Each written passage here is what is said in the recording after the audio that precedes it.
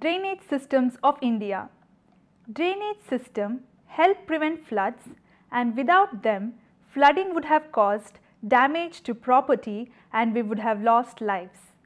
The drainage system refers to the system of flow of surface water mainly through rivers. An area drained by a river and its tributaries is called a drainage basin. The drainage system is related to a number of factors like slope of land, geological structure, amount and velocity of water. A river is either perennial or ephemeral. It drains the water collected from a specific area known as a catchment. The river, through its drainage system, performs several tasks.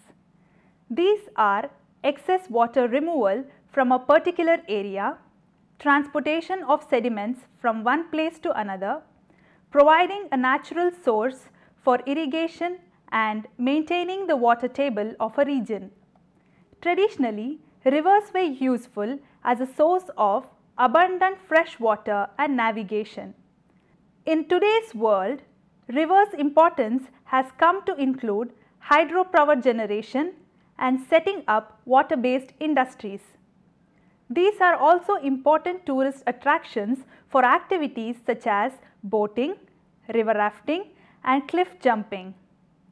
This topic has been divided into 5 modules: the drainage patterns of rivers and river regimes, the Indian drainage systems, evolution of the Indian river systems, pollution of the river, rainwater harvesting.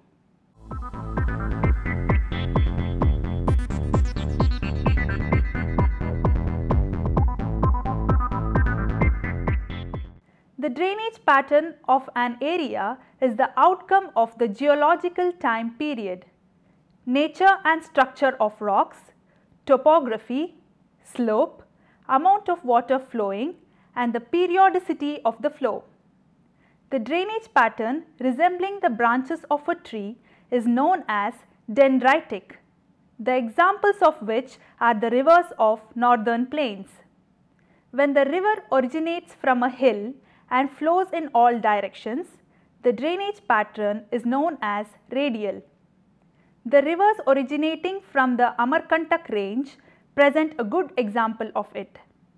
When the primary tributaries of rivers flow parallel to each other and secondary tributaries join them at right angles, the pattern is known as trellis. When the rivers discharge their waters from all directions in a lake or depression, the pattern is known as centripetal. The pattern of flow of water in a river channel over a year is known as its regime.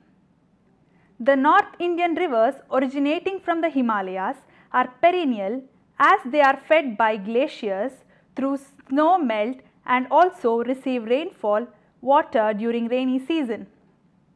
The rivers of South India do not originate from glaciers and their flow pattern witnesses fluctuation. The flow increases considerably during monsoon rains.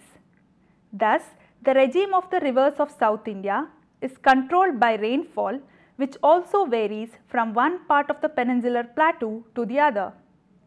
The discharge is the volume of water flowing in a river measured over time. It is measured either in cusecs or cumecs. The Ganga has its minimum flow during the January-June period. The maximum flow is attained either in August or in September. After September, there is a steady fall in the flow. The river thus has a monsoon regime during the rainy season. There are striking differences in the river regimes in the eastern and the western parts of the Ganga basin. The Ganga maintains a sizable flow in the early part of summer due to snow melt before the monsoon rains begin. The mean maximum discharge of the Ganga at Farakka is about 55,000 cusecs, while the mean minimum is only 1,300 cusecs. The two peninsular rivers display interesting differences in their regimes compared to the Himalayan rivers. The Narmada has a very low volume of discharge from January to July, but it suddenly rises in August when the maximum flow is attained. The fall in October is as spectacular as the rise in August. The flow of water in the Narmada as recorded at Garudeshwar shows that the maximum flow is of the order of 2300 cusecs while the minimum flow is only 15 cusecs. The Godavari has the minimum discharge in May and the maximum in July-August. After August, there is a sharp fall in water flow, although the volume of flow in October and November is higher than that in any of the months from January to May. The mean maximum discharge of the Godavari at Polavaram is 3200 cusecs while the mean minimum flow is only 50 cusecs.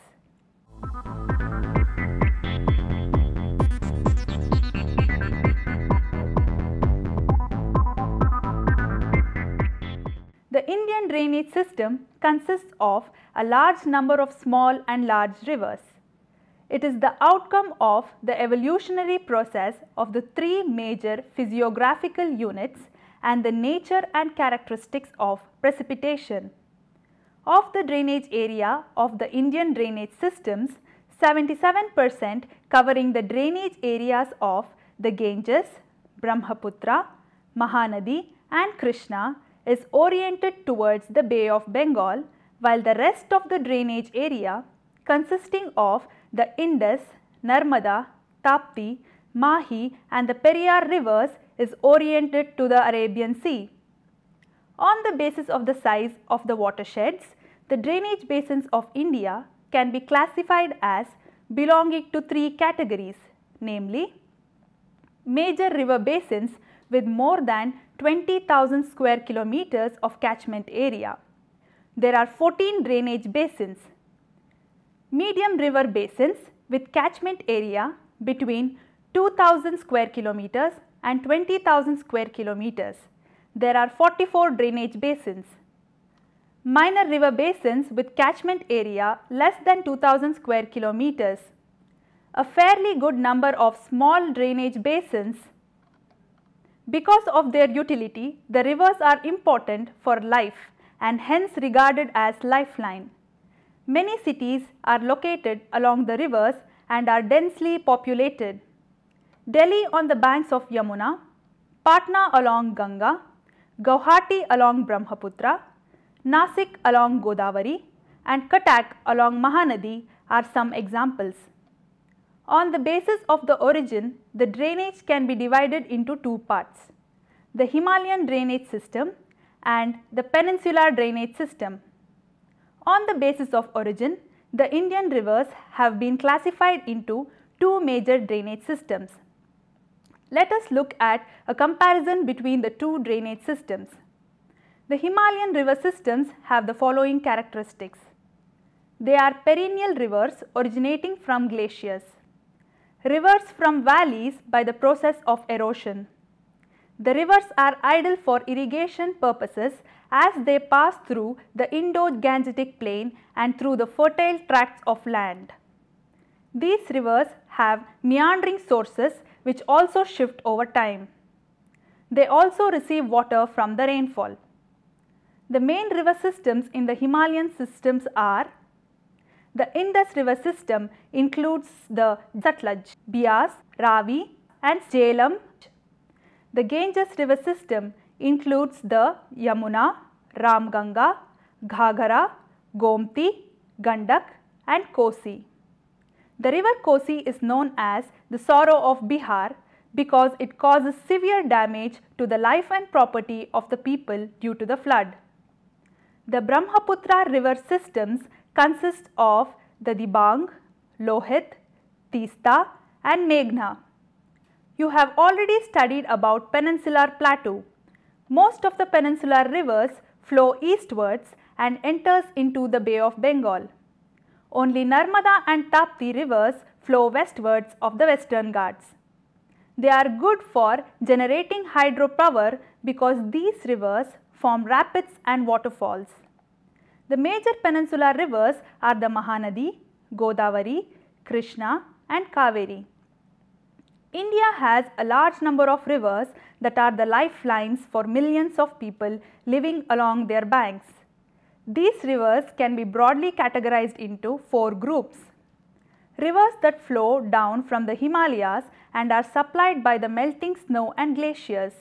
This is why these are perennial, that is, they never dry up during the year. The Deccan Plateau rivers, which depend on rainfall for their water. The coastal rivers, especially those on the west coast, which are short and do not retain water throughout the year. The rivers in the inland drainage basin of West Rajasthan, which depend on the rains. These rivers normally drain towards silt lakes or flow into the sand.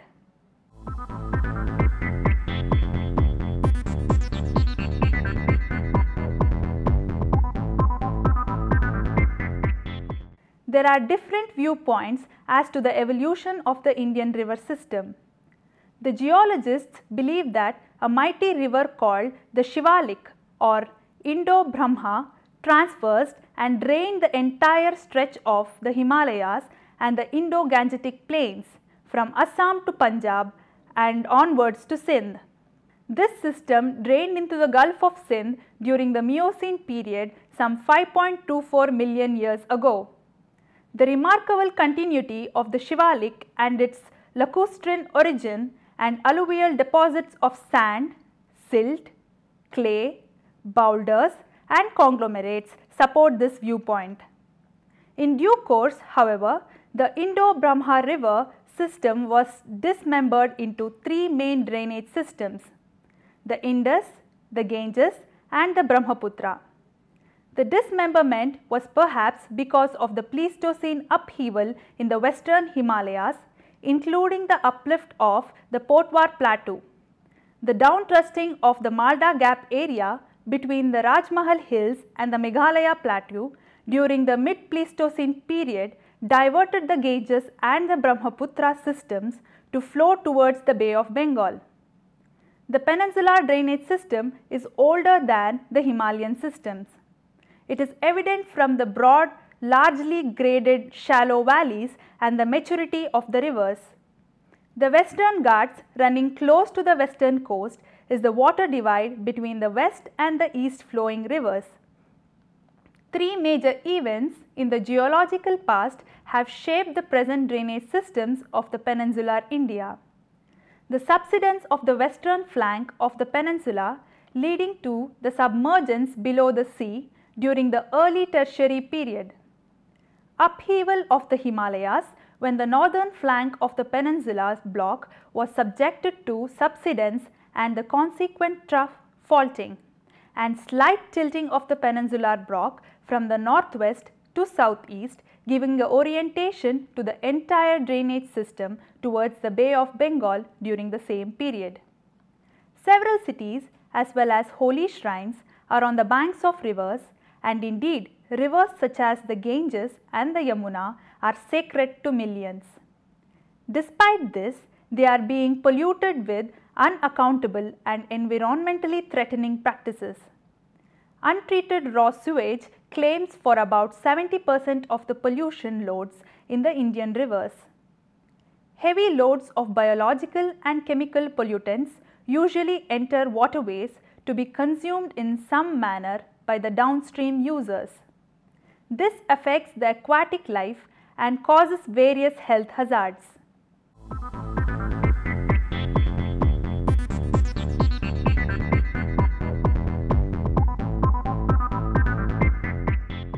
Along with the pollutants, the insensitivity of the people towards river is severely adding to the problem. Urban dwellers identify vaguely with the rivers. An example can be the highly contaminated blackish water of the Yamuna river in New Delhi, which hardly draws attention from the capital's citizens. Youngsters are only beginning now to realize how the cities along the rivers drain their dirty waters into the rivers. They also realize that the industrial effluents and wastes also get disposed of into the rivers. Large-scale bathing and washing of clothes using detergents are also polluting the rivers and lakes very much in the country. Since water issues are assigned to the state governments in India, each one of them treats a river as its own with little or no regard to the downstream effects. Ecologists and conservationists have long demanded that rivers need to be treated as one entity and work on a determined time-specific combination of serious efforts. This could lead to an improvement in the water quality of the rivers. The government has come up with ambitious river cleaning initiatives such as the Ganga Action Plan and the National River Conservation Plan in the hope of improving water quality.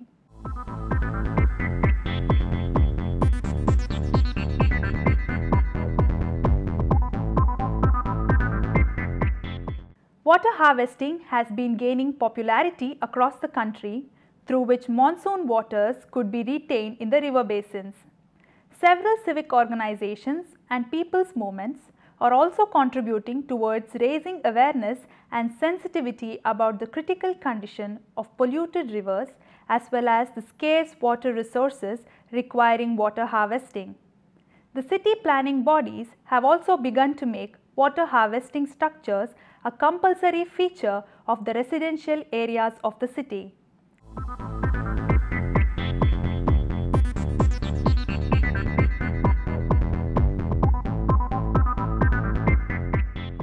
The drainage system of India includes all types like dendritic, radial, linear, etc.